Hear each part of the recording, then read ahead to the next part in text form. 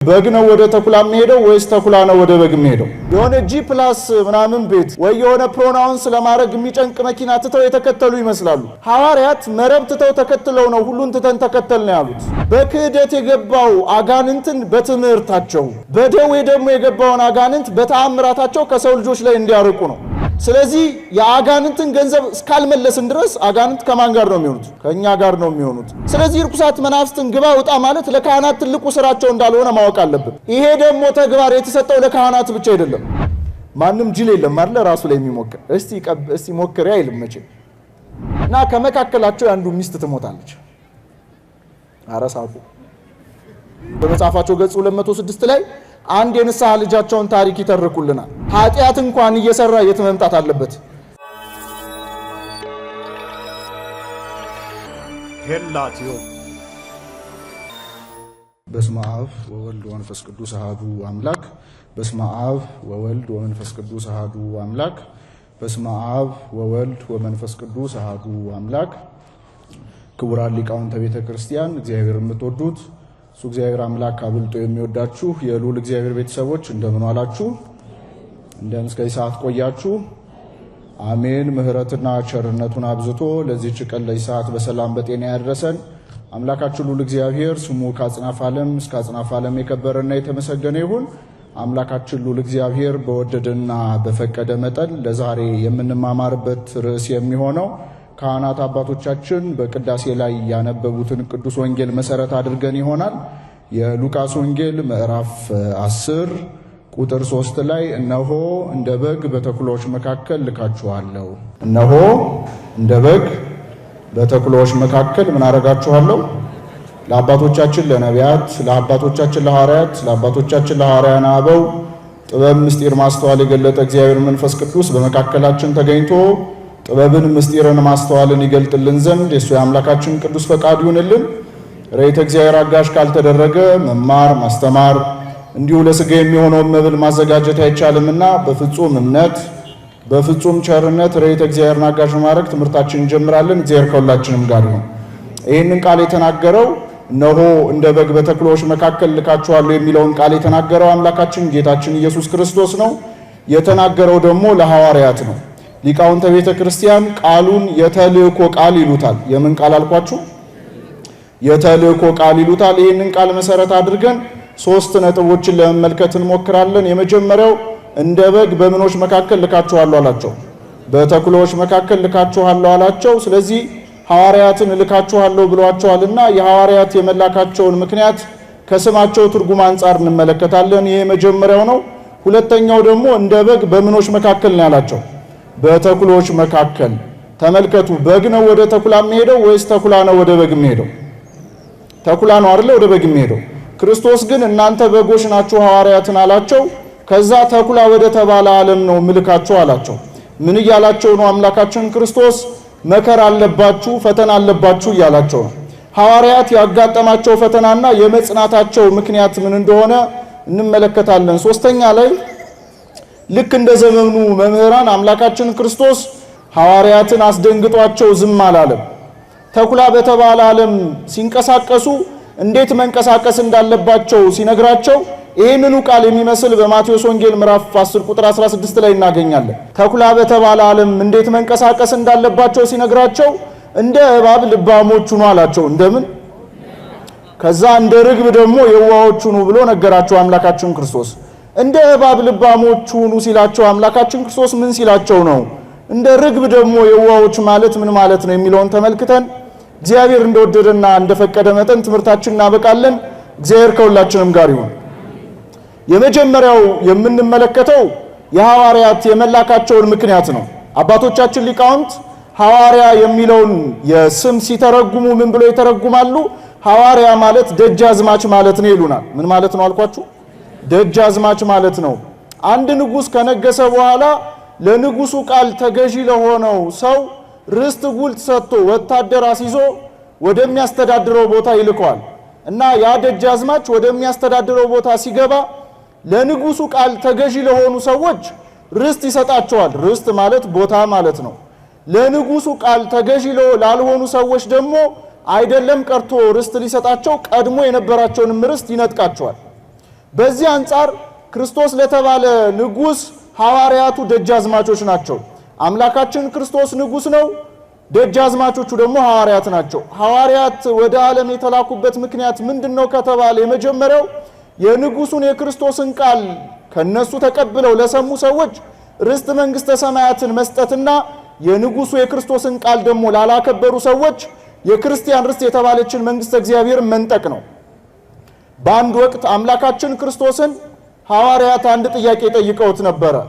ሁሉን ትተን ተከተልና አሉት። ምን አሉት አልኳችሁ? እና አንኪያስ ትርፋችን ምንድነው? ሁሉን ትተን ለመከተላችን አንተ ለኛ የምትሰጠን ስጦታ ምንድነው አሉት። በጣም ነው የሚደንቀው። ሐዋርያት ሁሉን ትተን ተከተልንህ ሲሉት የሆነ G+ ምናምን ቤት ወይ የሆነ ፕሮናውንስ ለማድረግ የሚጨንቅ መኪና ትተው የተከተሉ ይመስላሉ። ሐዋርያት መረብ ትተው ተከትለው ነው ሁሉን ትተን ተከተልን ያሉት። አምላካችን ክርስቶስ ምን ብሎ መለሰላቸው? የሰው ልጅ በዳግም ምጽአት ለፍርድ ሲመጣ በ12ቱ መናብርተ እስራኤል ላይ ተቀምጣችሁ ትፈርዳላችሁ አላቸው። በቤተ ክርስቲያናችን የምስጢረ ትንሣኤና ሙታን ትምህርት ደግሞ አምላካችን ክርስቶስ ለፍርድ ሲመጣ ፍርድ የሚሆነው ከዓይን ጥቅሻ ነው። ጻድቃን በቀኝ ይቆማሉ፣ ኃጥአን ደግሞ በየት ይቆማሉ? በዛ ዕለት ክርክር የለም። እኔ እኮ ይሄንን ያደረጉት በዚህ ምክንያት ነው፣ እኔ እኮ ይሄንን የሰራሁትኝ እንዲህ ለማድረግ ፈልጌ ነው የሚል ክርክር ከእግዚአብሔር ጋር ከክርስቶስ ጋር ማድረግ አንችልም። ፍርድ የሚሆነው ከዓይን ጥቅሻ ስለሆነ ማለት ነው። ታዲያ ለምንድን ነው ክርስቶስ ሐዋርያትን ልክ በዳግም ምጽአት ሲመጣ በ12ቱ መናብርተ እስራኤል ላይ ተቀምጣችሁ ትፈርዳላችሁ ያላቸውን ሊቃውንት ሲተረጉሙን ይላሉ? በምድር ላይ ሲመላለሱ የሰበኩት የማን ቃል ነው? የክርስቶስን ቃል ነው የሰበኩት። ያንን የክርስቶስን ቃል ለተቀበሉ ሰዎች፣ ላመኑ ያመኑትን ለኖሩ ሰዎች የክርስቲያን ርስት የተባለችን መንግስተ እግዚአብሔርን ይሰጣሉ። የክርስቶስን ቃል ሰምተው ላላመኑ አምነው ደግሞ ላልተገበሩ ሰዎች ደግሞ የክርስቲያን ርስት የተባለችን መንግስተ እግዚአብሔርን ይነጥቃሉ። ስለዚህ የመጀመሪያው ሐዋርያት ወደ ዓለም የተላኩበት ምክንያት ወይም ክርስቶስ አምላካችን እልካችኋለሁ ያለበት ምክንያት የክርስቲያን ርስት የተባለችን መንግስተ እግዚአብሔርን እንዲሰጡና ምን እንዲያደርጉ ነው? እንዲነጥቁ ነው ማለት ነው። ሁለተኛው ሐዋርያ የሚለውን ስም ሲተረጉሙን ይላሉ ቃለ አጼ ማለት ነው ይላሉ። ምን አልኳችሁ? እየሰማችሁኝ ነው? ከኔ ጋር ናችሁ? ቃለ አጼ ማለት ነው ይላሉ። አንድ ታዛዥ ያልሆነ የንጉስ ወታደር ወደ ገበሬ ቤት ይገባል እና ይሄ ታዛዥ ያልሆነ የንጉስ ወታደር ገበሬው የሌለውን እንዲያበላው፣ የሌለውን እንዲያጠጣው፣ በሌለው መደብ ላይ እንዲያስተኛው ያስጨንቀዋል። ያኔ ይህ ገበሬ ምን ያደርጋል? ወደ ንጉሱ ዘንድ ሄድና ወታደርህ እያስጨነቀኝ ነው ይለዋል። ማን እያስጨነቀኝ ነው? ይሄ ንጉስ ምን ያደርጋል? ሂድና ወታደሩን ማለት ነው፣ ያንን ገበሬ ነው የሚለው፣ መልእክቱ ለወታደሩ ነው። ሂድና ይሄንን ወታደር ንጉስ ውጣ ብለዋል በለው ይለዋል። ገበሬው ይሄንን የንጉስ ቃል ይይዝና ወደ ቤቱ ይሄዳል። ወደ ቤቱ ከሄደ በኋላ ይህንን ታዛዥ ያልሆነ የንጉስ ወታደር ያንን የንጉሱን ቃል ይዞ የመጣውን ቃል ንጉስ ውጣ ብለዋል ተብለሃል ይለዋል። ያኔ ይሄ ወታደር ከቤቱ ይወጣለታል። በእንዚህ አንጻር አድርገው ሁለተኛ ሐዋርያትን እንደ በግ በተኩሎች መካከል እልካቸዋለሁ ብሎ የተናገረው ክርስቶስ ምክንያቱ በክህደት የገባው አጋንንትን በትምህርታቸው፣ በደዌ ደግሞ የገባውን አጋንንት በተአምራታቸው ከሰው ልጆች ላይ እንዲያርቁ ነው። ተመልከቱ፣ የሐዋርያት ሥራ ላይ ስናነብ ሐዋርያት ርኩሳት መናፍስት ያደሩባቸውን ሰዎች ሲያላቅቁላቸው የማንን ስም እየጠሩ ነው? የክርስቶስን ስም እየጠሩ ነው። በጌታ በኢየሱስ ክርስቶስ ስም ምን ብለናል ይሉታል? ውጣ ብለናል። ይሄ የማን ቃል ነው? የክርስቶስ ቃል ነው። ይህንን የክርስቶስን ቃል ይዘው በክህደት የገባውን አጋንንት በትምህርታቸው፣ በደዌ ደግሞ የገባውን አጋንንት በተአምራታቸው ከሰው ልጆች ላይ ያርቁ ነበረ። ተመልከቱ፣ በረከታቸው ይደርብንና የወሊሶ ሀገር ሊቀ ጳጳስ የነበሩት ብፁዕ አባታችን አቡነ ዲዮስቆሮስ ሀብተ ፈውስ ከነበራቸው አባቶች መካከል ነበሩ እና ምንድነው መጀመሪያ ላይ የሚያደርጉት? ርኩሳት መናፍስት ያደሩባቸው ሰዎች ይሰበሰባሉ። እየሰማችሁ ነው አይደል? ለረጅም ደቂቃ ቃለ እግዚአብሔር ይማራሉ።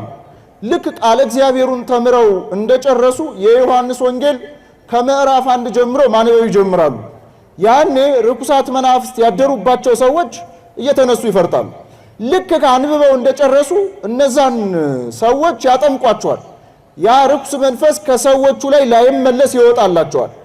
እና አንድ ጊዜ ከሌላ ቤተ እምነት ልትማር የመጣች አንዲት ሴት ነበረች እና አንድ ዲያቆን እንዲያስተምራት ይመድቡላታል። ይቅርታ፣ አንድ ዲያቆን እንዲያስተምሩላት ይመድቡላታል እና ያ ዲያቆን ያስረዳታል። አይ እንደዚህ እኮ አይደለም እያለች ትመልሰዋለች። አሁንም ያስረዳታል፣ ትመልሰዋለች።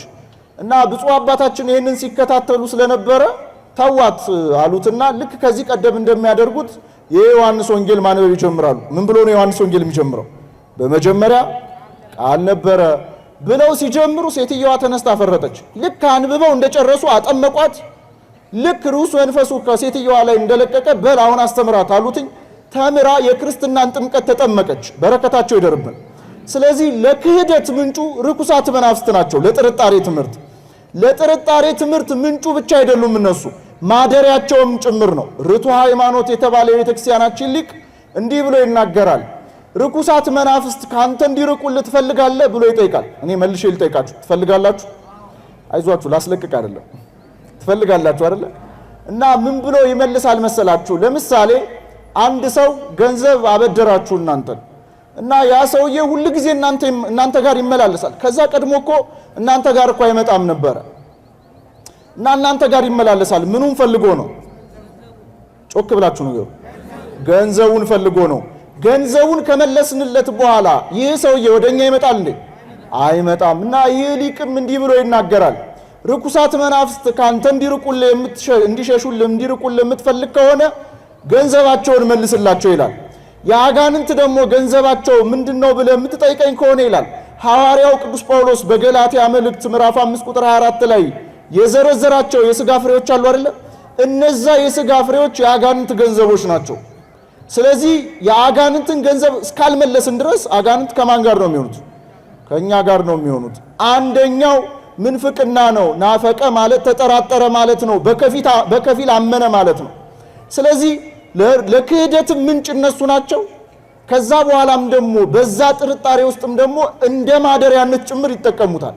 ስለዚህ ሁለተኛ ሐዋርያትን አምላካችን ክርስቶስ ወደ ዓለም የላከበት ምክንያት በክህደት የገባውን አጋንንት በትምህርታቸው፣ በደዌ ደግሞ የገባውን አጋንንት ደግሞ በተአምራታቸው ከማን ላይ ለማራቅ ነው።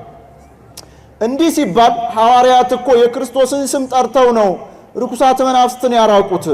እናንተ ለምንድን ነው የእመቤታችንን ስም የቅዱሳኑን ስም የምትጠሩት ታዲያ ብለው አንዳንድ ሰዎች ጥያቄ ሊያነሱ ይችላሉ።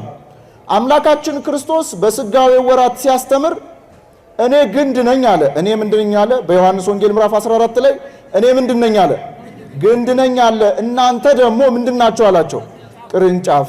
ቅርንጫፍ ፍሬ ማፍራት የሚችለው ከምን ጋር እስከሆነ ድረስ ብቻ ነው? ከግንድ ጋር ብቻ ነው። ስለዚህ አምላካችን ክርስቶስ ግንድ ነው፣ ቅዱሳኑ ደግሞ ምኖች ናቸው? ስለዚህ ልክ እንደ አንድ ቤተሰቦች ናቸው ማለት ነው። እነርሱ ከራሳቸው ባገኙት ስልጣን አይደለም ርኩሳት መናፍስት እንዲርቁና እንዲሸሹ የሚሆነው። ከማን ነው ስልጣኑን ያገኙት? ራሱ ክርስቶስ ነው የሰጣቸው። ስለዚህ ሁለተኛው ሐዋርያት የተላኩት በዚህ ምክንያት ነው። ሶስተኛ ሐዋርያ ማለት ሕያጅ ተላኪ ማለት ነው። ምን አልኳችሁ? ከላይ የተመለከትናቸውን ሁለቱን ተግባራት ሐዋርያው ለመፈጸም ግዴታ ምን ማድረግ አለበት? ተመልከቱ። ይህ ቃል የተነገረው በጊዜው ለነበሩ ለሐዋርያት ብቻ አይደሉም። እስከ ዓለም ፍጻሜ ድረስ ለምንነሳ ክርስቲያኖች ይህ ቃል ይሰራል። የመጀመሪያው ልክ ሐዋርያት የተላኩበት ምክንያት መንግሥተ እግዚአብሔርን ለመስጠትና ለመንጠቅ እንደሆነ እኛም በምድር ላይ የምንነሳ እስከ ዓለም ፍጻሜ ድረስ በስሙ ለተጠራን ለክርስቲያኖች የመጀመሪያው ተግባራችን ይህ ነው። ተመልከቱ። መጀመሪያ መንግሥተ እግዚአብሔር ልክ በመካከላችሁ ናት እንደተባለው መንግሥተ እግዚአብሔርን በሥራ እንቀምሳታለን። ያቺ የቀመስናትን መንግሥተ እግዚአብሔር ደግሞ ሌሎቹን ምን እናደርጋለን? እናቀምሳለን። ለምሳሌ እዚህ አካባቢ ጥሩ ምግብ ቤት ምንድን ነው? ጋብዙኝ አላችሁ ማጥፉ። ጥሩ ምግብ ቤት፣ አንድ ምግብ ቤት ነው የምትጠቀሙት እናንተ? አሰቦት በጣም ጥሩ። እኔ አላውቀውም እና ያው ጾም ስለሆነ በየአይነታቸው በጣም ነው የሚጣፍጠው አልኳችሁ። እኔ እኮ አሰቦቴል የሚባለው እንግዲህ ዛሬ ነው የሰማሁት። አሁን በጣም ተነሳስቶ እንዴ አሰቦቴል ምግባቸው በየአይነታቸው ይጣፍጣል ማለት ነው ብሎ አንድ ሰው ሄዶ ምግብ ሊበላ ይችላል እንዴ? አይችልም። ለምን? እኔ ያልቀመስኩትን ሰዎች እንዲቀምሱ ማድረግ አንችልም። ተመልከቱ። በጣም የሆነ ምግብ በልታችሁ በጣም ጣፍጧችሁ ሰዎችን አነሳስታችሁ ምግብ እንዲበሉ እዛ ቤት ያደረጋችሁበት አጋጣሚ የለም አለ አይደለ? በህይወታችን ለምንድነው ከተባለ እኛ ምን ስላደረግነው ነው? መጀመሪያ ስለቀመስነው ነው። ስለዚህ እኛ ልክ በብርሃን ውስጥ ያለንን በጨለማ ውስጥ ላሉት ብርሃን ለማብራት የተላክነን እኛ። ነገር ግን ይኸውላችሁ በትክክል እኛ ራሱ ብርሃን ውስጥ እንዳለን ስላላመንን በጨለማ ውስጥ ላሉት ደግሞ ብርሃን የተባለች መንግስተ እግዚአብሔርን ለማሳየት ያንን ተልእኮ አናደርግም፣ ብዙዎቻችን ማለት ነው። ስለዚህ የመጀመሪያው ተልእኳችን ልክ ለሐዋርያት መንግስተ እግዚአብሔርን መስጠትና መንጠቅ እንደሆነ የንጉሱ የክርስቶስን ቃል ተናግረን ሰዎች በዛ ቃል አምነው ያመኑትን ኑረው መንግስተ እግዚአብሔር እንዲወርሱ አለያ ደግሞ ቃሉን ሰምተው ባለማመን ወይ ደግሞ አምነው ሳይተገብሩ ቀርተው መንግስተ እግዚአብሔር እንዳይረሱ መሆን የመጀመሪያው ተልእኳችን ነው። ሁለተኛው ይኸውላችሁ በክህደት የገባውን አጋንንት በትምህርት በደዌ የገባውን አጋንንት ደግሞ በተአምራት ከሰው ልጆች ላይ ማራቅ ነው። እዚህኛው አገልግሎት ላይ ሲመጣ አብዛኞቻችን እንፈራለን። ምክንያቱ ምንድነው ከተባለ ስራችንን ምን ስለምናረገው ስለምናውቀው። ሀብተ ፈውስ ይኸውላችሁ ለካህናት አባቶች ብቻ የተሰጠ አይደለም። እርግጥ ነው በዚህ በዘመናችን ካህናት እንኳን ርኩሳትን አፍስትን ካላወጡ ካህን እስካይመስሉን ደረጃ ደርሰዋል። ትልቁ የካህናት ስልጣን ምንድነው ከተባለ ህብስትና ወይን ወደ አምላክ ስጋና ደምነት የመቀየር ስልጣን ነው ያላቸው። ርኩሳት መናፍስትን ግቡ ውጡ ማለት የካህናት ትንሹ እና የመጨረሻ ስራቸው ነው። ሳዊሮስ ዘገብሎንና ሚልኪ ቁልዝማው የሚባሉ ሁለት አባቶች ደብዳቤ እየተጻጻፉ ርኩሳት መናፍስትን ያስወጡ ነበር። ደብዳቤ በመጻፍ እነሱ እንኳን በአካል ሳያገኟቸው ማለት ነው። ስለዚህ ርኩሳት መናፍስትን ግባ ውጣ ማለት ለካህናት ትልቁ ስራቸው እንዳልሆነ ማወቅ አለብን። ይሄ ደግሞ ተግባር የተሰጠው ለካህናት ብቻ አይደለም፣ ለኛ ለምእመናን ጭምር ተሰጥቶናል ይህ ተግባር። ተመልከቱ፣ አንድ ታሪክ ልንገራችሁ። መቀሌ ዩኒቨርሲቲ የተፈጸመ ነው። ሴቶች ለትምህርት ሄደው የሚያድሩበት ቦታ አካባቢ ላይ እየተሰበሰቡ የሚጸልዩበት ቦታ አለ እና እዛ ቦታ ላይ በንጹህ ልብ ሆነው ያንን ጸሎት ያቀርቡ ስለነበረ ርኩስ መንፈስ ያደረበት ሰው በዛ በኩል ያልፍ ነበር። እነሱ ጸሎት አድርገው ጨርሰው ከሄዱ በኋላ ማለት ነው። እና ያ ሰውዬ ተነስቶ ፈረጠ በቃ እና መንፈሱ ጮኸ ምናምን እና ምን ልላችሁ ፈልጌ ነው። ከዛ በኋላ መንፈሱ ወጣለት። ምን ልላችሁ ፈልጌ ነው፣ በንጹህ ልብ ሆነን ንጹህ ጸሎት የምናቀርብ ከሆነ እኛ ፊት ርኩሳት መናፍስት እንኳን መቆም አይችሉም። ስለዚህ ይህ ቃል የተነገረው ለሐዋርያት ብቻ አይደለም። በቅዱስ መጽሐፍ ላይ የተነገሩት ቃሎች ለሐዋርያት ብቻ አድርገን የምናስባቸው ከሆነ ክርስትናን የመጀመሪያው 100 ክፍለ ዘመን እምነት አድርገን ነው የምናስቀረው። ለምን በስተመጨረሻ የተሰወረው እንኳን ዮሐንስ 96 ዓመተ ምህረት ነው። ስለዚህ የመጀመሪያው 100 ክፍለ ዘመን ላይ ብቻ አድርገን ክርስትና እናስቀረዋለን። ነገር ግን ቃሉ እስከ ዓለም ፍጻሜ ድረስ ለምንነሳ ለነማን ጭምር ይሰራል? ለኛ ለክርስቲያኖች ጭምር የሚሰራ ቃል። ይሄ የመጀመሪያው ክፍል ነው። ተመልከቱ። ሁለተኛው ደግሞ አምላካችን ክርስቶስ እንደ በግ በምኖች መካከል አላቸው። እየሰማችሁኝ ነው? እንደ በግ በምኖች መካከል። ስለዚህ መከራ አለባችሁ፣ ፈተና አለባችሁ እያላቸው ነው። እርግጥ ነው በትክክል ይህ ቃል በሐዋርያት ሕይወት ውስጥ ተፈጽሞ አይተነዋል። 11ዱንም ሐዋርያት የሕይወት ፍጻሜያቸውን ብንመለከተው በመከራ ውስጥ ነው። ቅዱስ ጴጥሮስ ቁልቁል ተሰቅሎ ነው። ቅዱስ እንድርያስ በኤክስ ምልክት ተሰቅሎ ነው። ቅዱስ ቶማስ ቆዳውን ገፈውት፣ ያ የተገፈፈው ቆዳው ላይ ጨው ነስንሰውበት በተገፈፈው ቆዳ ስልቻ ሰርተው አሸዋ አድርገው ያንን አሸክመው ወደ ባህር ጥለውት፣ በሰይፍ ተሰንጥቀው፣ በመጋዝ ተተርትረው፣ በድንጋይ ተወግረው፣ በእሳት ተቃጥለው የሁሉንም የሐዋርያት ፍጻሜ ብንመለከተው ታላቁ ቅዱስ ያዕቆብ እንኳን በኢየሩሳሌም የተደረገበት ምክንያት መንበሩ የተደረገበት ምክንያት የዝሆኔ የሚባል እግር የሚያሳብጥ በሽታ ነበረበት። ያ እንኳን እንደ ሰማዕትነት ነው አባቶቻችን የሚቆጠርለት ይላሉ። ስለዚህ የሐዋርያት የሕይወት ፍጻሜያቸው በመከራ ውስጥ ነው ያለፈው። ለምን ከተባለ ልክ ክርስቶስ እንደተናገረው እንደ በግ በምኖች መካከል ልካቸዋለሁ ስላላቸው በተኩሎች መካከል ልካቸዋለሁ። አንድም ሐዋርያ ቀይ ምንጣፍ ተነጥፎለት አበባ እየተበተነለት የምስክር ወረቀት ተሰጥቶ ያለፈ አንድ ሐዋርያ ታውቃላችሁ? አንድ ሐዋርያ የለም። በሐዋርያት እግር እንኳን የተተኩት ሐዋርያና አበውን ብንመለከታቸው ሕይወታቸው በመከራ ውስጥ ነው ያለፈው። በረከቱ ይደርብንና ቅዱስ አግናጤዎስ ምጥው ለአንበሳ በዘመኑ የነበሩ ክርስቲያኖችን ሰብስቧቸው እኔ ሰማዕት መሆን እፈልጋለሁ አላቸው። እና እባክህ አባታችን አትሙትብን አሉትኝ። እና ብትኖር ለኛ ትጠቅመናለህ፣ እርግጥ ነው ሰማዕትነት ብትቀበል ክብሩ ላንተ ነው፣ ግን እባክህ ቆይልን አሉትኝ። ምን ብሎ መለሰላቸው መሰላችሁ? ብትወዱኝስ አትከልክሉኝ አላቸው። እስቲ አንድ ላይም በለው። ድንቅ ነው። አሁን በዚህ ዘመን ሰማዕትነት ቢመጣ እባካችሁ ሰማዕት ልሁን ብትወዱኝ አትከልክሉኝ የምንል ሰዎች አለን ወይ? እንደውም እባካችሁ የእናታችን ቀሚስ ውስጥ መደበቅ የሚያምረን ሰዎች ልንኖር እንችላለን። ግን ይህ ቅዱስ አባት እባካችሁ ብትወዱኝስ አትከልክሉኝ አላቸው። እና ልክ ስቴዲየም፣ በዘመኑ አገላለጽ ስቴዲየም ኮሊሲየም የሚባል የአናብስት ትርኢት የሚታይበት ቦታ ላይ ለአናብስት ተጣለ። እና አናብስቱ ወደሱ ከመምጣታቸው በፊት አንድ ጸሎት ጸለየ። ምን አለ መሰላችሁ? ካንተ ግርማ የተነሳ አንበሶቹ ፈርተው ሳይበሉኝ እንዳይቀሩ ሰውነቴ እንደ ንጹህ መገበሪያስ እንዲያቀርብልሃለሁ አለ። ከማን ግርማ የተነሳ? ካንተ ግርማ የተነሳ። እግዚአብሔር ነው የሚለው። በብሉይ ኪዳን ከእግዚአብሔር ግርማ የተነሳ አንበሶች ሊበሉት ቀርተው ሲልሱት የነበረ አንድ ነብይ ያስታውሱኝ እስቲ። ማን ነው? ነብዩ ዳንኤል። አናብስቱ ከእግዚአብሔር ግርማ የተነሳ ምን ያደርጉት ነበረ? ተንተርሷቸው እንኳን እስኪተኛ ደርሶ ነበረ ከእግዚአብሔር ግርማ የተነሳ። ይህንን ያውቅ ስለነበረ ካንተ ግርማ የተነሳ አንበሶቹ ፈርተው ሳይበሉኝ እንዳይቀሩ ሰውነቴ እንደ ንጹህ መገበሪያ ስንዴ ያቀርብልሃለሁ አለ። ንጹህ መገበሪያ ስንዴ ማለት ህብስት ሆኖ የሚሰራው ወደ አምላክ ስጋና ደምነት የሚቀየረው ህብስቱ የሚዘጋጅበት ስንዴ ማለት ነው። አናብስቱ በልተውት እንደጨረሱ ልቡ ብቻ ነበር የቀረው። ልቡ ላይ ኢየሱስ ክርስቶስ የሚል ጽሑፍ ነው የተገኘው። በረከቱ ይደርብን። ከሐዋርያን አበው ቀጥለን እስከ 313 ዓመተ ምህረት ድረስ ያለው ዘመነ ሰማዕታት ይባላል። በዚህ በዘመነ ሰማዕታት የክርስቲያኖች ደም እንደ ጎርፍ የፈሰሰበት ዘመን ነው።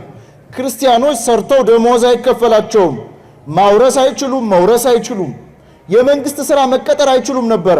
አምልኮት እንኳን በግልጥ መፈጸም የማይችሉበት ዘመን ነበረ። ሰውነታቸው ላይ ሰም ለቅልቀውባቸው ሰሙ ላይ ጭድ አድርገው የከተማ መብራት የሆኑ ነበረ። በዚህ ዘመንም የነበሩ ክርስቲያኖች በመከራ ውስጥ ነው ያለፉት። ይህ ብቻ አይደለም። በዘመነ ሰማዕታት በዘመነ ምንኩስና ዘመን እንኳን የነበሩት ሁለተኛው ሰማዕትነት የሚባለው መንኩሰው እንኳን ያ ሰማዕትነት ያገኛቸው ነበረ፣ መከራውን ይቀበሉ ነበረ። እስከ ዘመናችን ድረስ ያሉ ክርስቲያኖች በዛ መከራ ውስጥ ነው እያለፉ የመጡት። ምክንያቱ ምንድነው ከተባለ ክርስቶስ እንደ በግ በምኖች መካከል ልካቸዋለሁ ስላለ ነው። በተኩሎች መካከል ልካቸዋለሁ ስላለ ነው። ሰማዕትነትን መርጠው ስለ ድንግልናቸው ብለው ሰማዕትነትን የተቀበሉ ብዙ እናቶችና አባቶች እናገኛለን። በሴቶች ገዳም አንድ መኮንን ወታደሮቹን አሰልፎ ወደዛ ወደ ሴቶች ገዳም ከገባ በኋላ ሴቶቹን በጠቅላላ ሰማዕት አድርጎ አንዲትን ግን ሴት ሲመለከታት እጅግ ውብ ሆና ያያታል። እና ይችን ሴት ፈቃዴን ብፈጽም ከእርሷ ጋር ደግሞ በጋብቻ ብኖር ብሎ ያስብና እምነቷን ሊያስቀይራት በብዙ ምክንያት ይደልላታል። እና በብዙ ምክንያት ቢደልላትም እሷ ግን ልትቀየር አልቻለችም። ድንግልናዋን እንደሚያሳጣት ባወቀች ክስፈት አንድ መላ ዘየደች እና ምን አለችው? አንተ መኮንን ብዙ ጠላቶች አሉብህ፣ እኔ ደግሞ ቅባት አለኝ አለችው። እና ያንን ቅባት ከተቀባው ሰይፍ ቢወረወርብህ ሰይፍ አይቆርጥህም፣ ጦር ቢወረወርብህ ጦር አይወጋህም አለችው። እና ከፈለክና አንገትህን ቀብቼ ልሞክረው አለችው። ማንም ጅል የለም አይደል ራሱ ላይ የሚሞክር እስቲ ሞክሪ አይልም መቼ። እና እንደዛማ ከሆነ ለምን አንቺ ላይ አንሞክረውም ይላትና ያንን ቅባት ቀብቷት አንገቷን በሰይፍ ሲመትራት አንገቷ ተቆርጦ ይወርቃል። እና ሰማዕትነትን ታገኛለች። በረከቱ አይደርብን። ያ ቅባት ከሰይፍ ሊያስጥል እንደማይችል ሳታውቅ ቀርታ አይደለም፣ ድንግልናዬን ከማጣ ምን በሆን ይሻለኛል ብላ ነው። ስለዚህ ስለ ድንግልናቸው ብለው ሰማዕትነትን የተቀበሉ እናቶችና አባቶች አሉ። ተኩላ በተባለ ዓለም ድንግልናን በሚያሳጣ ዓለም ይህንን መከራ የተቀበሉ ብዙ እናቶችና አባቶች አሉ። ምክንያቱ ምንድነው ካልን ንጉሥ ቆስጠንጢኖስ አንድ ዕለት ክርስቲያኖች መከራ ሲቀበሉ ያያልና የሁል ጊዜ ጥያቄው ነበር፣ ለምንድነው ክርስቲያኖች ይህንን ሁሉ መከራ የሚቀበሉት ብሎ ይጠይቃል። እና እግዚአብሔር የልቦናውን ቀናነት ተመልክቶ አንድ ቅዱስ አባት ተጋድሎውን ፈጽሞ ከሰማይ አክሊል ሲወርድለት ይመለከታል። እና ይህ ንጉሥ ምን ብሎ ተናገረ? ለካ ከሚያገኛቸው መከራ ይልቅ የሚያገኙት ክብር ይበልጣል አለ። እስቲ አንድ ላይ እንበለው፣ ከሚያገኛቸው መከራ ይልቅ የሚያገኙት ክብር ይበልጣል። ስለዚህ አባቶቻችን ሐዋርያትም ሆኑ ሐዋርያነ አበው በእግራቸው የተተኩ ሐዋርያነ አበው በዘመነ ሰማዕታት የነበሩ ክርስቲያኖች እስከ ዘመናችን ድረስ እስከ ዓለም ፍጻሜም መከራ የሚቀበሉ ክርስቲያኖች ለምንድነው መከራ የሚቀበሉት ከተባለ ከሚያገኛቸው መከራ ይልቅ የሚያገኙት ክብር ምን ስለሚያደርግ ነው? ስለሚበልጥ ነው የመጽናታቸው ምክንያት። እኛ ትንሿን መከራ እንኳን ትንሿን ህመም እንኳን ስንታመም ጉንፋን ስንታመም እኮ እግዚአብሔር ፊት ምን አደረኩ ነው አይደል ቀርበን የምንለው። ታውት ሰይፍ ስለቱ ይቅር። ነገር ግን በደዌ ውስጥ የሚገኝ ሰማዕትነት አለ። በጣም ብዙ ቅዱሳንና እናቶቻችንና አባቶቻችን ሰማዕትነትን ፈልገው ጸልየው እግዚአብሔር ግን ህመማቸውን ሰማዕትነት እንዳደረገላቸው ነግሯቸው ህመማቸውን ችለው ሰማዕት የሆኑ በጣም ብዙ እናቶችና አባቶቻችን አሉ። ለምንድን ነው ይህን ሁሉ መከራ የሚቀበሉት ከተባለ ከሚያገኛቸው መከራ ይልቅ የሚያገኙት ክብር ስለሚበልጥባቸው ነው። በሐዋርያት ሥራ ምዕራፍ 14 ላይ በብዙ መከራና ድካም ወደ እግዚአብሔር መንግሥት እንገባ ዘንድ አለን ይላል ሐዋርያው። በብዙ ምን መከራና ድካም፣ ብዙ መከራ። የእግዚአብሔር መንግሥት እንዲሁ አትወረስም። እንበለ መከራ ይትረከብ ጸጋ እግዚአብሔር። ጸጋ እግዚአብሔር የተባለች መንግሥተ እግዚአብሔር መንግሥተ ሰማያት ያለ መከራና ያለ ድካም ስለማትወረስ ነው። መንግሥተ እግዚአብሔር ደግሞ በዚህ ምድር ከሚያገኘን መከራ ይልቅ ምን ታደርጋለች? እሷ ትበልጣለች። ስለዚህ ከሚያገኛቸው መከራ ይልቅ የሚያገኙት ክብር ስለሚበልጥ ሐዋርያትም ሐዋርያነ አበው በዘመነ ሰማዕታት የነበሩ ክርስቲያኖች እስከ ዓለም ፍጻሜ በዘመናችንም ጨምሮ መከራ የሚቀበሉት በዚህ ምክንያት ነው። ተኩላ በተባለ ዓለም ስትንቀሳቀሱ እንደ እባብ ምኖቹ ነው አላቸው? ልባሞቹ ነው። እንደ ርግብ ደግሞ ምኖቹ ነው? የዋሆቹ ነው አላቸው። አምላካችን ክርስቶስ በስጋዊ ወራት ካስተማረባቸው የማስተማሪያ መንገዶች መካከል አንደኛው ምሳሌያዊ የማስተማሪያ መንገድ ነው። ከ28 እስከ 30 የሚደርሱ ምሳሌያዊ የማስተማሪያ መንገዶችን ተጠቅሟል። ምክንያቱ ምንድነው ከተባለ ክርስቶስ የመጣው ሰዎቹ ተሰባኪያኑ እንዲሰሙት፣ የሰሙትን እንዲያምኑት፣ ያመኑትን እንዲኖሩት፣ ከዛ ማንን እንዲወርሱ ነው? መንግሥተ እግዚአብሔር እንዲወርሱ ነው። ክርስቶስ እኮ በስጋዊ ወራት ከተጠራባቸው ስሞች መካከል አንደኛውና ዋነኛው ምን የሚባል መጠሪያ ስም ነው? አማኑኤል። አማኑኤል ማለት እግዚአብሔር ምስሌነ ማለት ነው።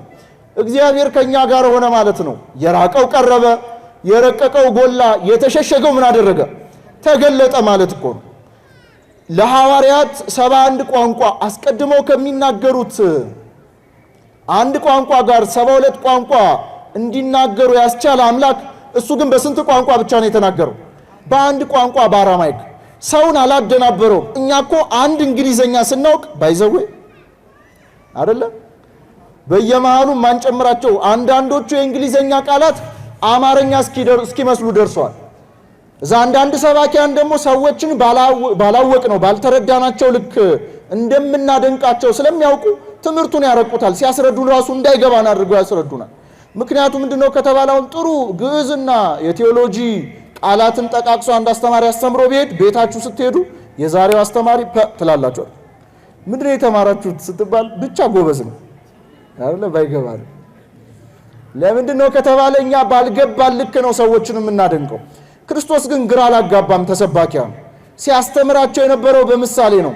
በጣም የሚደንቀው ለገበሬና ለእናቶች፣ ለገበሬው በእርሻና በዘር፣ ለእናቶች በእርሾ፣ በሰዎች የህይወት ትልልቅ የህይወት ኩነቶች ውስጥ በልደቱ፣ በሰርጉ፣ በሞት እያደረገ ያስተምር ነበረ።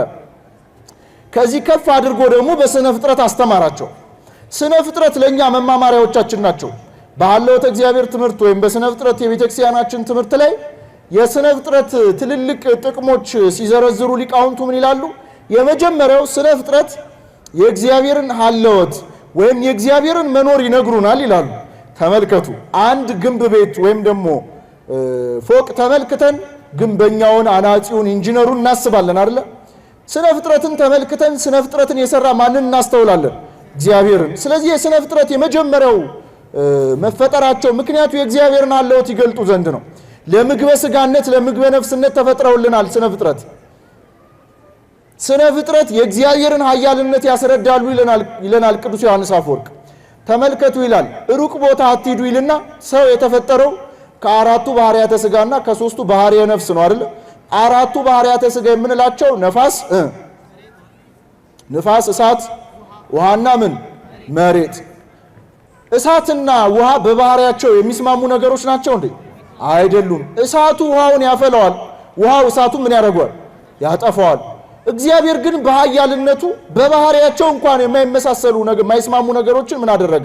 ስለዚህ ስነ ፍጥረት በራሳቸው የእግዚአብሔርን ኃያልነት ይነግራሉ። ተውት። ስነ ፍጥረት እግዚአብሔር እርሱን እንድናገኝባቸው የተፈጠሩ መማማሪያዎቻችን ናቸው።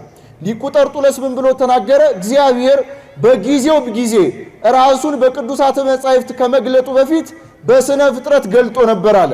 ብፁዕ አባታችን አቡነ ሽኖዳ እግዚአብሔር አምላክ ሰው ያነበው ዘንድ በሕይወት እያለ ያነበው ዘንድ 3 መጻሕፍትን ሰጥተውታል አሉ። ስንት መጻሕፍት?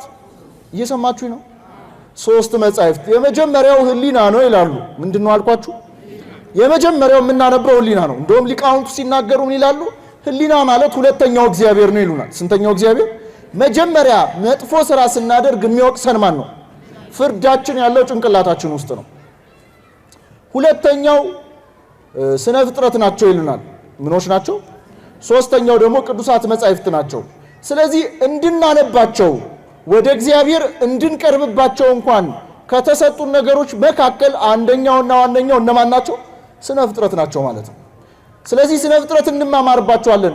እኛ አንዳንድ ፍጥረታት ስማቸው ሲጠራ እንኳን እግዚአብሔር ለምን ፈጠራቸው ምንላቸው ፍጥረታት የሉ። የማህበራዊ ሳይንስ አጥኚዎች እንደሚናገሩት አሁን ላይ የደረሱበት ድምዳሜ አንድም ፍጥረት ለኢኮሎጂው የማይጠቅም የለም የሚለው ላይ ደርሰውበታል። እግዚአብሔር የፈጠረው አንድም መጥፎና የማይረባ ፍጥረት የለም። ሰምታችሁኛል? ሌሎ 21ዱም ፍጥረታት ሲፈጥራቸው ወደ እግዚአብሔር ከመሰናይ ውቱ እግዚአብሔር መልካም እንደሆነ አየ። የሰው ልጅ ሲፈጥረው ግን ወደ እግዚአብሔር ከመጥቀሰናይ ውቱ እጅግም ያማረ እጅግም የተዋበ እንደሆነ ምን አደረገ? አየ፣ ተመለከተ። ስለዚህ እግዚአብሔር የፈጠረው አንድም መጥፎ ፍጥረት የለም ማለት ነው። ተመልከቱ። እባብ ሲባል እንደው አሁን ከእባብ ምን ጥሩ ነገር ተገኝቶ ነው የሚል ሰው እኮ እዚህ መካከል እኮ ይኖራል። ነገር ግን ከእባብ እንኳን የምንማረው ጥሩ ነገር አለ ማለት ነው። ለዛም ነው እንደ እባብ ምኖቹ ነው አለ ልባሞቹ ነው። አባቶቻችን መተርጉማን ይህንን የወንጌል ክፍል ሲተረጉሙን ይላሉ። የመጀመሪያው ሐዋርያትን አምላካችን ክርስቶስ እንደ እባብ ልባሞቹ ነው ብሎ የተናገረበት ምክንያት እባብ የሚያጠቃው አካል ሲመጣ አስቀድሞ የሚሰውረው ምኑን ነው? ጭንቅላቱን ነው። ሌላው አካሉ ቢመታ እባብ በሕይወት መቀጠል ይችላል አይችልም? ጭንቅላቱ ግን ከተመታ በሕይወት መቀጠል አይችልም። ስለዚህ አምላካችን ክርስቶስ ምን እያላቸው ነው? ተኩላ በተባለ ዓለም ስትንቀሳቀሱ ሊርባችሁ ሊጠማችሁ፣ ሰይፍ ስለት አላውያን ነገስታት ሊያቆሙ ይችላሉ። ነገር ግን ራስ የተባልኩኝ እኔን አትጡኝ ሲላቸው ነው። ራስ የተባልኩኝ ማን ነው? ቅዱስ ዮሐንስ አፈወርቅ ይህንን በተረጎመበት ድርሳኑ ላይ ምን ብሎ ይናገራል? ወደ ብሉይ ኪዳን ይወስደናል። እየሰማችሁ ነው አይደል? በብሉይ ኪዳን በትዕግስቱ የምናውቀው አንድ ትልቅ አባት አለ። ማን ነው? ጻድቁ ኢዮብ ነው። ኢዮብ ሀብት ንብረት ነበረው። ሀብት ንብረቱን ምን አደረገ? አጣ። ልጆች ነበሩት፣ ልጆቹን አጣ።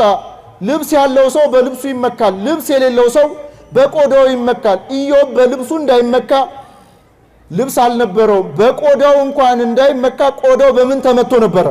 በቁስል ተመቶ ነበረ። የኢዮብን የርህራሄ ጥግ ሊቃውንት ሲናገሩ ከሰውነቱ የሚወርቁትን ትላትን በእግዚአብሔር ዘንድ እንዳታስጠይቁኝ እያለ መልሶ ምን ያደርጋቸው ነበር? ይከታቸው ነበረ። እና ኢዮብ ይህንን ሁሉ ካጣ በኋላ ግን ተመልከቱ፣ እነዛ 3 የኢዮብ ጓደኞች መጡ ወደ ኢዮብ እና ኢዮብን ምን ያደርጉት ነበረ? አይ ይሄ ሁሉ እኮ መከራ የደረሰብህ እንደው በእግዚአብሔር ላይ ክፉ ነገር አድርገ ሊሆን ይችላል እና ወደ እግዚአብሔር ብትመለስ ይሻላል እያሉ ኢዮብ ኃጢአቱን እንዲያስብ ማለት እንደው እግዚአብሔርን አስቀይሜው ይሆን ብሎ እንዲያስብ እስኪሆን ድረስ አድርሰውት ነበረ። እነዚህ የኢዮብ 3 ጓደኞች አንዳንድ ጊዜ ይላችሁ ሰዎች ቤት ልክ የሐዘንተኛ ወይ የታመሙ ሰዎች ቤት ሄደን ማጽናናት የማንችል ከሆነ ምን ማድረግ ነው ያለብን? ዝም። አንዳንዴ እኮ ሰው የታመመበት ቤት እኮ ሄደን እኮ እኛ ሰፈር እኮ ይሄ በሽታ የያዘው ሰው ነበረ 1 ወር አልቆየም ምንል ሰዎች እኮ አለ። ያ ሰውየውን አጽናና ነው፣ በጣም ተጠገን አይደለ? 3 ጓደኛ ማዋቾች ናቸው እና ከመካከላቸው ያንዱ ሚስት ማን ነው እናት ታርፋለች እና ሄደው ያጽናኑታል ጓደኞቹ እና የሞተችው ያንተ እናት ብቻ ሳትሆን የኛም እናት ጭምር ነው፣ ስለዚህ ሐዘኑ የጋራችን ነው ይሉታል። እና ይህ ሰውዬ 2 ነገር አገኘ። የመጀመሪያው ተጽናና፣ ሁለተኛው ሌላ ቦታ ሲሄድ እንዴት ማጽናናት እንዳለበት ተማረ። እና ከመካከላቸው ያንዱ ሚስት ትሞታለች። አረሳቁ እና ያው ሄዶ ይሄ ሰውዬ እንዴት ሊያጽናና እንደሚችል አስቡት። ያው የሞተችው ያንተ ሚስት ብቻ ሳትሆን ሚስት የሚጋሩ ሰዎች አሉ ማለት ነው።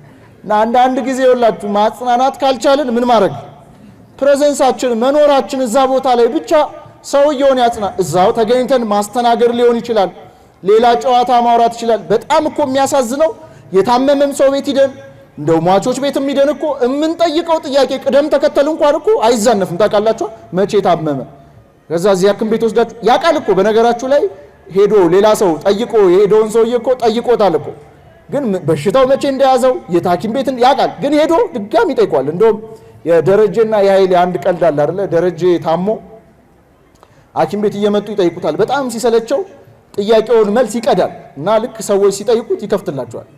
ገብቷቸዋል። እና እንደውም ቀልዱ የሚያልቀው ምን ላይ ነው? ያልቀደው ጥያቄ ትዝ ይለዋል ማለት የሆነ ሰው ይጠይቀውና በጣም ተበሳጭቶ ነው የሚያልቀው። እና አንዳንድ ጊዜ በቃ ሰዎችን ምርር የምናደርግ ሰዎች አለ። መገኘታችን ብቻ ለሰዎቹ በቂ ሊሆን ይችላል። እኔ እዚህ ቦሌ ሚካኤል አካባቢ ነው ቤቴና ወሎ ሰፈር ጋር ሊፋም ሞተርስ አሁን ይፍረስ አይፍረስ አላወቅኩኝ። እና እዛ አካባቢ ሰው ልክ የሆነ ነገር ሲፈጠር ከበን እንቆማለን አይደል? እና ሰዎች ከበው ቆመዋል። አንድ ሰውዬ በዛ በኩል ሲያልፍ ይጠይቃል። ምንድነው እንላለን አይደል? ሰዎች ከበው ከቆሙ አይደል? አዎ። እና ይጠይቃል ይሄ ሰውዬ ምንድነው የተፈጠረው እዚህ አካባቢ ብሎ ማለት ነው። እዛ ይመልሱለታል፣ አይ ሰው በመኪና አደጋ ሞቶ ይሉታል። እና በጣም ሞተ ያላቸው ገብቷቸዋል አይደል? እና የመጠየቅ አባዜያችን በጣም ሞተ ላይ ደርሷል በዘመናችን ማለት። እና አንዳንድ ጊዜ ይኸውላችሁ በሰዎች ቁስል ላይ እንጨት የምንሰድ ሰዎች አለ። ሰዎቹ ከሀዘናቸው እንዳይወጡ የምናደርገው ራሱ እኛ ነን እኮ አይደለም እንዴ? በደንብ ካላዘኑ ይደብረናል። እኛ የሆነ አንዳንዶቻችን ተንኮልም ሊሆን ይችላል። እና ሰዎች ጋር ተገኝተን ልክ እንደዚህ ሶስቱ እንደ ኢዮብ ጓደኞች መሆን የለብንም። ሰምታችሁኛ? ማጽናናት የማንችል ከሆነ ምን ማድረግ? ዝም ማለት ወይ ማስተናገድ፣ እጅ ማስታጠብ፣ ውሃ ማቀበል፣ እንጀራ ማቅረብ፣ በቃ የኛ ስራ ይሄ ብቻ ሊሆን ይችላል። እና እነዚህ ሶስቱ የኢዮብ ጓደኞች መጀመሪያ ላይ ይሄን ጥያቄ ሲያቀርቡ ለእግዚአብሔር ተቆርቁሮ ነው አይደል? አይ እግዚአብሔርን እኮ አስቀይመው ሊሆን ይችላል እያሉት የነበረው እኮ ለእግዚአብሔር ተቆርቁሮ ነው። መጨረሻ ላይ ግን እግዚአብሔር በእነዚህ በሶስቱ የኢዮብ ጓደኞች አዝኖባቸዋል። ኢዮብ ይቅር እስካላላችሁ ድረስ የመዓቴን እሳት እለቅባቸዋለሁ እስኪል ነው የደረሰባቸው። ስለዚህ ለእግዚአብሔር ተቆርቁሮ ነበረ። እግዚአብሔር ግን ለማን ነው የተቆረቆረው? እና ሊቁ ቅዱስ ዮሐንስ አፈወርቅ ምን ይላል? እግዚአብሔርን ልክ ሚስቱ በስተመጨረሻ እግዚአብሔርን ሰድባው ሙት አለችው አይደል? ሀበ እግዚአብሔር ነሳ እግዚአብሔር ሰጣ፣ እግዚአብሔር ምን አደረገ? ነሳ አላት። ከዚህ እግዚአብሔር ስም የተባረከ ይሁን። እዛ ይሄ አባት ይህንን በመናገሩ ብቻ ሀብት ንብረቱ ተመለሰለት። አስቀድሞ ከነበረው ሀብትና ንብረት በኋላ ላይ የተሰጠው ሀብትና ንብረት እጅግ ብዙ ነበረ። ሊቃውንቱ እንደሚነግሩን አስቀድመው ከነበሩት ልጆች ደም ግባትና ውበት ይልቅ በኋላ ላይ የተሰጡት ልጆች ደም ግባትና ውበት ምን ያደርግ ነበር? ይበልጥ ነበረ። ምክንያቱ ምንድነው ሲል ቅዱስ ዮሐንስ አፈወርቅ ራስ የተባለ እግዚአብሔርን ምን ስላላደረገ ነው? ስላላጣ ነው። ለዛም ነው ሐዋርያት አባቶቻችን ቢርባቸው ቢጠማቸው እግራቸው በአሸዋ ግለት ቢቃጠል የፀሐዩ ሐሩር የውሃውን ጥማት የአላውያን ነገስታትን ሰይፍ ስለት ፊት ለፊታቸው ቢቆም ራስ የተባለ እግዚአብሔርን ግን ክደውታል፣ አልካዱትም። ስለዚህ የመጀመሪያው እንደ እባብ ልባሞች ሁኑ ብሎ አምላካችን ክርስቶስ የተናገረው ይሄ ነው። ሰዓት ስለሌለን ወደ ርግብ እንለፍ። እንደ ርግብ የዋሆች ሁኑ ብሎ አምላካችን ክርስቶስ የተናገረበት ምክንያት ርግብ የመጀመሪያው ቤቷን አጽድታ ነው የምትይዘው። ምን አድርጋ ነው የምትይዘው? ጽድት አድርጋ ነው የምትይዘው። ምክንያቱ ምንድነው ከተባለ ልክ በተመሳሳይ ሁኔታ ቤት የተባለ ሰውነቱን መቅደሱን ክርስቲያን ከኃጢአት አንጽቶ መያዝ ስላለበት ነው። ቤቷን እስካላፈረሱባት ድረስ ርግብ ከዛ አካባቢ ላይ አትሸሽም፣ አትሄድም። ክርስቲያንም ታላቁ ቅዱስ ቄርሎስ እንደሚነግረን ቤት የተባለ እኛን ሊያፈርሱን ሰዎች ሲመጡ 3 እርምጃዎችን መውሰድ እንችላለን ይላል። ስንት እርምጃዎች? 3 እርምጃዎችን መውሰድ እንችላለን። የመጀመሪያው እርምጃ እኛ ልንወስደው የሚገባ መሸሽ ነው። ምን ማድረግ ነው? በዚህ መጽሐፈ በረላም ላይ አንድ ታሪክ አለ። በረላም የሚባለው ባህታዊ ሰውዬ ዮሴፍ ወደሚባል ሰውዬ ወደ ንጉስ ልጅ ይገባል። ታሪኩ ረጅም ነው ላሳጥርላችሁ። እና ካስተማረው በኋላ ንጉሱ ልጁን ምንም አይነት ስለ ክርስቲያኖች ዕውቀት እንዳይኖረው አድርጎ ነበር ያሳደገው። ካስተማረው ያስተማረው ታዲያ ለምንድነው ክርስቲያኖች እንዲህ ያለ ውብ እምነት ካላቸው የሚሰደዱት ለምንድነው ብሎ ይጠይቀዋል። እና ምን ብሎ መለሰለት? ይህ በረላም የሚባል ባህታዊ ስለሚበልጠው ጸጋ ነው። ምን ስለሚያደርገው ጸጋ? የመጀመሪያው ክርስቲያኖች ስለሚበልጠው ጸጋ ብለው ሊሰደዱ ይችላሉ። ምን ሊያደርጉ ይችላሉ? ልክ አምላካችን ክርስቶስ ከእናቱ ከመቤታችን ከቅድስት ድንግል ማርያም ከጻድቁ ዮሴፍ ጋር ሆኖ ወዴት ተሰዷል? ለምንድን ነው የተሰደደው የሚለውን እኮ ሊቃውንት ሲናገሩ ስደትን ለስዱዳን ባርኮን ምን ለማድረግ ነው? ለመስጠት ነው። ስለዚህ የመጀመሪያው መሰደድ ይፈቀዳል ማለት ነው። ነገር ግን ይህንን የምናደርገው ስለሚበልጠው ጸጋ ብለን ነው። ስለሚበልጠው ክብርና ጸጋ ማለት ክርስትናን ወደሚቀጥለው ትውልድ ማሸጋገር ማለት ነው። ተመልከቱ፣ በየዋሻውና በየፍርኩታው መጽሐፍ ታቅፈው እዛው ደርቀው የተገኙ እኮ አባቶች አሉ። ይህንን ያደረጉት ለምንድን ነው ከተባለ ክርስትናን ወደ ማን ለማሸጋገር ነው። እኛ ዘመን ክርስትና እኮ የላችሁ እንዲህ ዝም ብሎ አሁን እኛ ተሰብስበን እንደምንሰባበከው እየተሰበከ አይደለም ዘመናችን የደረሰው። በብዙ መከራና ፈተና ውስጥ ነው አባቶቻችን ክርስትናን እኛ ጋር ያደረሱት። መጽሐፍት እንደልባችን በየቦታው እኛ እናገኛለን። አባቶቻችን ግን መጽሐፍት እንኳን እንደ ልቡ በየቦታው ስለማይገኝ ቅድም እንደነገርኳችሁ ታቅፈውት ለኛ ለማስተላለፍ ብለው ደርቀው እስከ መገኘት ደረጃ ደርሷል። የመጀመሪያው ነው። ሁለተኛው መከላከል ይችላል። ሶስተኛው ደግሞ ሰማዕት መሆን ይችላል። እነዚህንም ግን ሶስቱን ግን ሲያደርግ ስለ የትኛው ክብር ብሎ ነው? ስለሚበልጠው ክብሩ። ስለዚህ የመጀመሪያው ይህ ነው። ሁለተኛው እንደ ርግብ የዋሆቹ ነው አምላካችን ክርስቶስ የተናገረበት ምክንያት ዘዌ የሚባል ዕፅ አለ። እየሰማችሁ ነው አይደል? እየጨረስን ነው። እሺ። እና ይህ ዕፅ ልክ ጥላው ወደ ምስራቅ ሲሆን ርግብ የምትሆነው ጥላውን በጣለበት በኩል ነው። እባብ ደግሞ የሚሆነው ጥላውን ባላጣለበት በኩል ነው። እባብ ዘዌ የሚባለው ዕፅ ጥላውን ባጣለበት በኩል የሚሆን ከሆነ አጥመልምሎ እባቡን እዛው ነው የሚያስቀረው። ርግብ ደግሞ ጥላውን ባላጣለበት በኩል ደግሞ የምትሆን ከሆነ እባብ ምን ያረጋታል? ሁለቱም ርግብም እባብም ፍሬውን ይወዱ ስለነበረ ፍሬውን ለመብላት ነው ወደ ዕፁ ይጠጉ የነበሩት። እና በዚህ አንጻር ዘዌ የተባለ ዕፅ ክርስቶስ ነው ይላሉ አባቶቻችን ሊቃውንት። ማን ነው አልኳችሁ?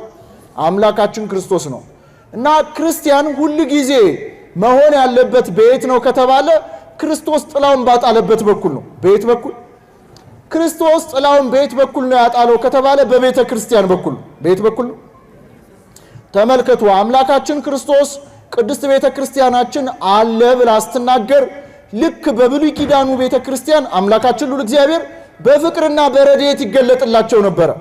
በአዲስ ኪዳኗ ቤተ ክርስቲያን በፍቅርና በረድኤት ብቻ አይደለም የሚገለጠው። በምን ጭምር ነው የሚገለጠው? በአካል ጭምር ይገለጣል። ተመልከቱ፣ ልክ እንደ ሌሎቹ ተቋማት ክርስቶስ አለኝ ብላ ስትናገር መሞቱን ማዳኑን ብቻ አይደለም። ሪል በቤተ ክርስቲያን ውስጥ አምላካችን ክርስቶስ አለ። ራሱ ምስጢር ሆኖ ራሱ ምስጢር ፈጻሚ ሆኖ ከአባቱ ጋር ምስጢር ተቀባይ ሆኖ በቤተ ክርስቲያን አለ። ለዛም ነው ታላቁ ጎርጎርዮስ በሃይማኖተ አበው ራሱ መስዋዕት ነው አለ። ራሱ መስዋዕት አቅራቢ ነው። ከአባቱም ጋር ሆኖ መስዋዕቱን የሚቀበለው ራሱ ነው አለ። ስለዚህ በትክክል በቤተ ክርስቲያን አምላካችን ክርስቶስ አለ። እኛ በውሃ እንጠመቃለን፣ እሱ ግን በእሳትና በመንፈስ ምን ያደርገናል? በካህኑ በኩል ሆኖ ኑዛዜያችንን ሰምቶ ለኃጢአታችን ስርየት የሚሰጠን ማን ነው? እሱ ክርስቶስ ነው። በቅዳሴያችን ላይ ህብስቱና ወይኑ ወደ እሱ ስጋና ደምነት ነው የሚቀየረው። ተመልከቱ፣ አባቶቻችን በቅዳሴ ማርያም ላይ አባ ሕርያቆስ ምን ይላል? ኦ እግዚኦ በከመ አሚሃ ዘንተ ህብስተ ባርክ ወፈትት ወሀብ ይላል። ኦ እግዚኦ በከመ አሚሃ፣ አቤቱ እንደዚያች ዕለት የተባለችው ዕለተ ሐሙስ ናት።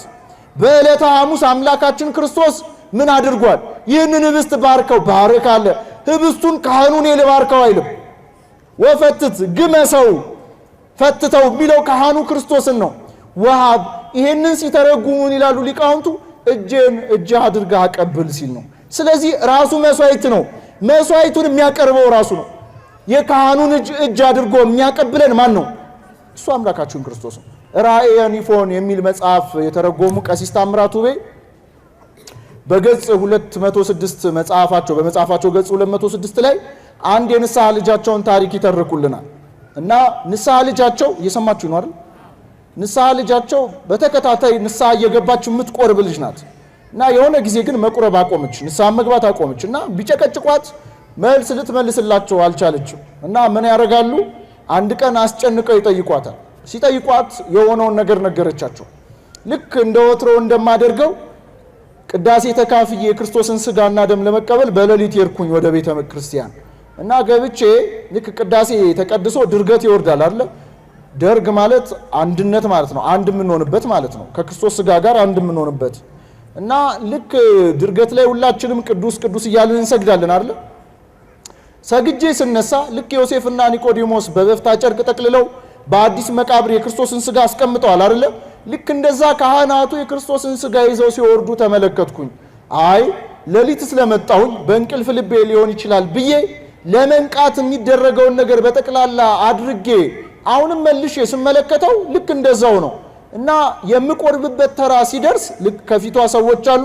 ካህኑ በትክክል ከክርስቶስ ሥጋ ላይ እየፈተተ ምእመናንን ሲያቆርባቸው ተመለከተች እና ከመስመሩ በኋላ ተመልሼ አላቅም ብላ ለንስሐ አባቷ ነገረቻቸው። በረከቱ አይደርብን እና ምን ብለው መለሱላት? አሁንም ክርስቶስ በቤተክርስቲያናችን ይህንን ምስጢር በአባቶቻችን ዘመን ያደርገው እንደነበረ ይህንን ምስጢር አሁንም እያደረገው እንደሆነ ማሳያ ይሆን ዘንድ ነው ለአንቺ ያሳየሽ ብለው እሷም መክረው ዘክረው ወደ ቀደመ ሕይወቷ መለሷት። በረከታቸው ይደርብን።